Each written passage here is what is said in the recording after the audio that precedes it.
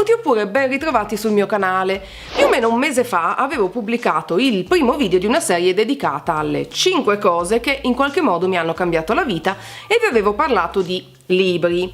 Oggi per il secondo appuntamento ho pensato di parlare invece di musica, più nello specifico di album musicali, perché la musica ha davvero un potere evocativo pazzesco. Credo sia successo a tutti voi, almeno una volta, di sentire una canzone e immediatamente venire teletrasportati a un momento ben preciso della vostra vita e riviverlo per il tempo appunto della canzone. Trovo che sia una cosa affascinantissima e in più sono anche convinta, come avevo già detto nel video precedente, che noi siamo quello che siamo anche grazie ai libri che abbiamo letto, le canzoni che abbiamo ascoltato, i film che abbiamo visto, eccetera.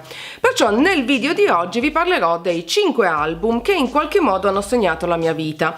È stato molto difficile anche in questo caso ridurre il numero solo a 5 perché ce ne sono molti di più che sono stati significativi per un motivo o per l'altro. Questi però sono stati un po' gli album di passaggio che hanno anche segnato un momento preciso della mia vita, hanno influenzato il mio modo di essere e hanno influenzato e cambiato il mio gusto musicale, portandolo a quello che è oggi, che è abbastanza onnicomprensivo.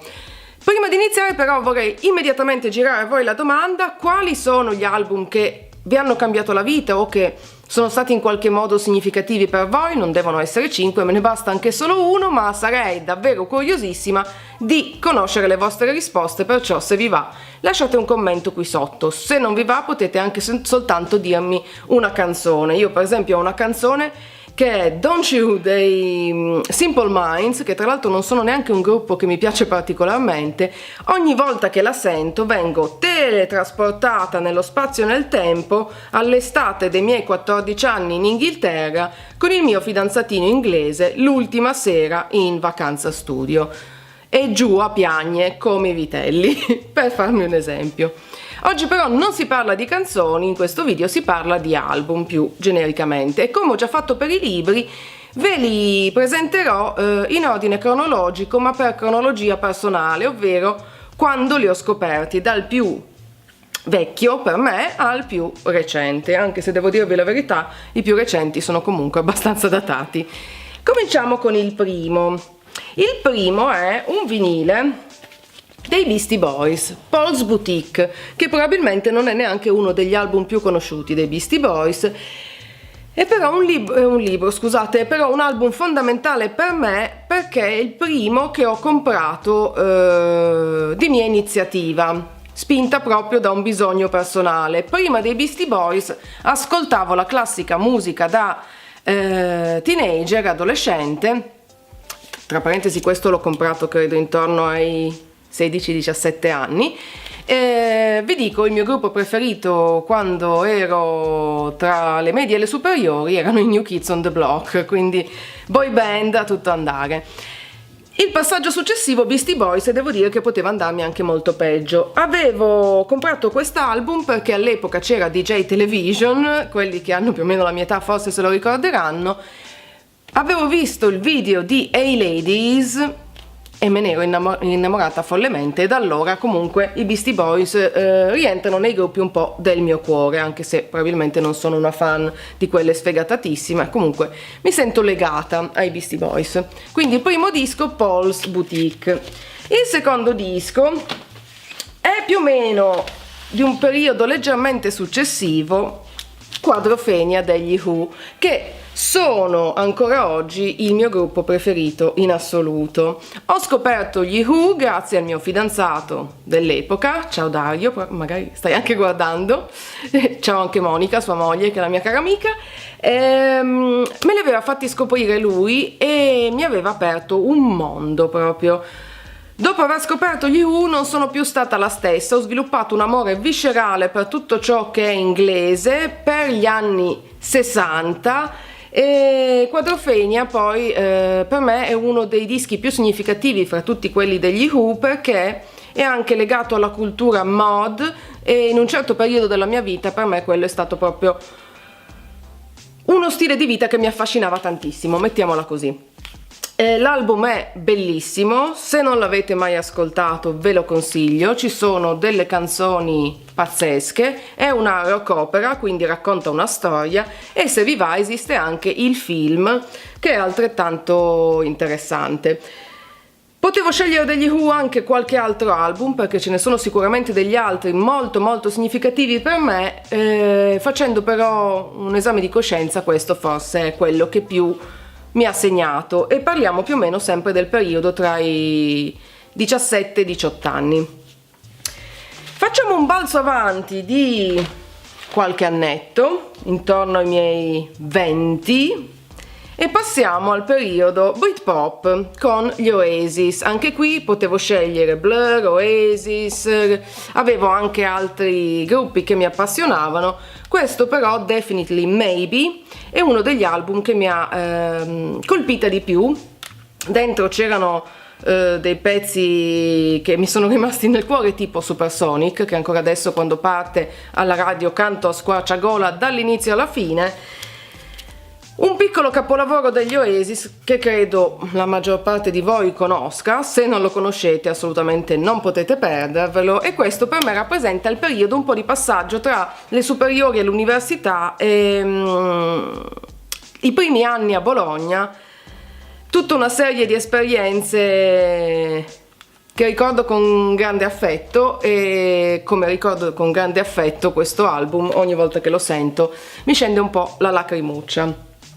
Andiamo avanti ancora di qualche anno, intorno ai 23, e torniamo invece in Italia con Casino Royale, il mio gruppo italiano preferito in assoluto di tutti i tempi. Ma in quel momento lì specifico della mia vita i Casino Royale erano una vera e propria ossessione. Li adoravo in modo quasi morboso. Qualsiasi concerto nell'arco di 300 km io andavo a vederlo. Mi capitava di vedere un concerto il venerdì, uno il sabato e uno la domenica, uno a Bologna, uno a Parma, uno a Firenze. La follia più assoluta, proprio da gruppi.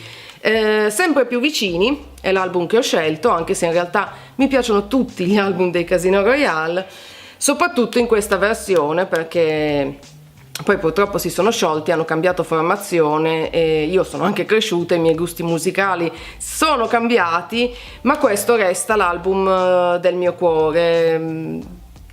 Ci sono dei pezzi che veramente mi ricordano un periodo molto molto preciso della mia vita, tante avventure, tanta ubriachezza anche. E quindi di nuovo, quando mi capita di sentire un pezzo dei Casino Royale di questo album o Casino Royale, dipende come volete dirlo, lacrimuccia all the way. Non so se vi siete accorti, ma questo era già il quarto album.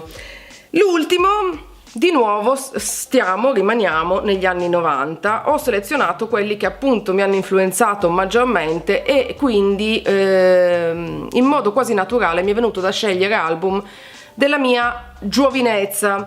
Dopo ci sono stati tantissimi altri album che mi sono piaciuti, ma questi sono quelli che mi hanno segnata maggiormente. E l'ultimo che ho scelto, Santo Niente, Sei Narumo no Wanai. Come l'ho detto bene, ragazzi, dopo tutti questi anni. Il Santo Niente è un gruppo italiano che non esiste più, con mio grosso dispiacere. Erano degli amici, lo sono ancora, anche se ci siamo persi, perché poi lasciata Bologna ognuno ha preso la sua strada, e in particolar modo questo è l'album che ho vissuto più direttamente, perché per un certo periodo ho seguito i Santo Niente in tour e vendevo le magliette per loro, ed è stato uno dei periodi più felici della mia vita di studentessa universitaria, perché ho fatto delle esperienze fighissime, ho conosciuto della gente interessantissima, insomma un'esperienza che ricordo con grande grande affetto, così come ricordo e penso a loro con grandissimo affetto. Mi mancano, mi piacerebbe vederli più spesso, non li vedo quasi mai. Umberto Palazzo, il Santo Niente. Se non li conoscete, provate a cercarli anche su Spotify, immagino che ci siano, c'è tutto su Spotify.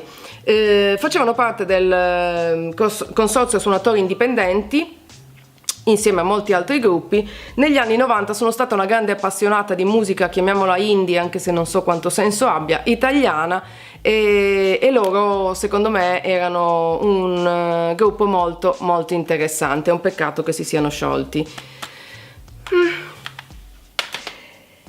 E questi erano i miei 5 album preferiti. Mi sembra impossibile essere riuscita a raccontarveli in un tempo abbastanza ridotto, ma vedo adesso che sto già parlando da più di 10 minuti, quindi il tempo vola quando ci si diverte. Come avete visto, degli album abbastanza diversi fra di loro, un po' all over the place, come lo sono io, perché ancora adesso i miei gusti musicali sono abbastanza svariati. Lasciatemi nei commenti, mi raccomando, non dimenticatevi, un album, una canzone che in qualche modo vi riporta indietro nel tempo, è legato a un momento preciso della vostra vita. Lo trovo interessantissimo, sono davvero curiosa di leggere le vostre risposte e i vostri commenti, per cui non dimenticatevi. E direi che non c'è altro. Se questo video vi è piaciuto, come ogni volta io vi invito a cliccare mi piace in modo che io possa saperlo. Fra un po' di tempo pubblicherò anche un terzo appuntamento dedicato probabilmente ai film. E per oggi non c'è altro. Un bacio gigante e alla prossima. Ciao!